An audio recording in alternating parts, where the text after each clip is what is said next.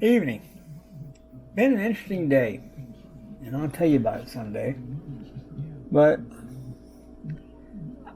I had 6 or 8 episodes already done talking about my health issues, and then I said, you know what? I need to back up and let's start at the beginning. Let me turn this radio down. Sorry. Start at the beginning. Where was I born? All that fun stuff. So I've been sitting here doing a storyboard and getting all my visual aids all together. And we're going to begin. And I'm going to get at least the first one up tonight. And then I'll have 3 or 4 all set to release. Plan is to set them to release at noon Central. And that will continue into infinity, I hope. So like, subscribe, and click that bell because I've been accepted for monetization, haven't got there yet. So the sooner we get there, the sooner we start working on this actually 34,000 plus bill I'm going to have to deal with. Anyway, where was I born? Metamora, Illinois. Well, actually at Methodist Hospital in Peoria. And my folks lived in Metamora, Illinois. Dad is an engineer at Caterpillar, and Mom was a stay-at-home mom. I had a sister. She's a couple years older than me. Younger than me, sorry. She was born about the time the Apollo program was going on, Apollo 11. Anyway, grew up. I have some memories. I remember the moon landing on a black and white TV. I remember a little bit of first grade, kindergarten, like one memory of kindergarten, several memories of first grade. In '71, Dad bought a farm. He grew up on a farm in Kansas, and living in Metamora and driving over across the river and working in at a tech center at Caterpillar. He's already halfway there, so what he would do is after work, he would drive out to the farm and farm. And then, of course, you had weekends and you could take a couple of days off. So he made it work. Had to have someplace to put the machinery out. Because there was no buildings on the property. So there was a little old lady up the road. At one time, that was a nice farm. But I think the husband died shortly after I kind of became aware of the idea, and the widow was living in the house there. But they had a nice cattle barn out behind it with a big old poured concrete silo. I still remember climbing up the side of that. I remember climbing up to the top once. It probably wasn't the smartest thing I ever did.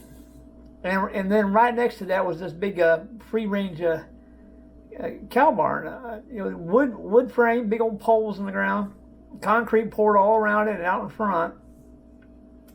So the cows would go in and bed down at night into the shelter, and then come out on the concrete there, out of the mud and drink. And then there was a gate there that led out to a strip of land alongside, and then that went around the corner, and there's a big old pasture there. So at one time there was raising cows. Well, that was a perfect place to put his equipment. He had a K730. Started out with a K730 gas tractor, and then he traded that for a diesel 930.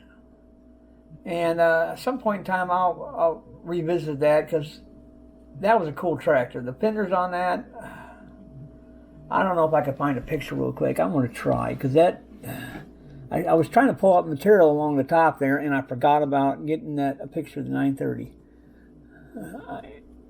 I'm sure I can find one because I've seen others.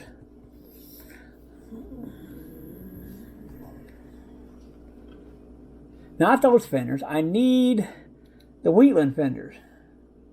They're kind of rare. Let me hit images here. We'll get lucky, I think. Yeah.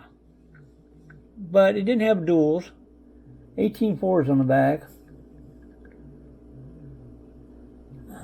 Come on, guys.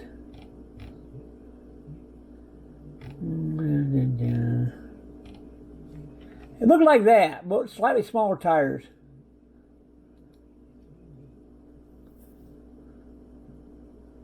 $18.4s on the back instead of them 20s. So it had a setback front axle on it. Somewhere around, we've got a picture, a black and white picture of my mama. He got to come by on the back, and my mom was sitting in here, and he took a picture. And I ought to post.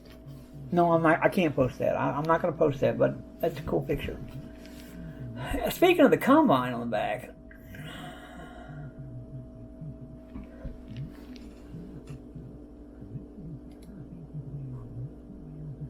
that's what he had for a combine. And that's a cool little combine. You know, it's only like 24-inch wide, and it don't take a whole lot of horsepower to run. And you know, all it can handle is a 2-row corn head.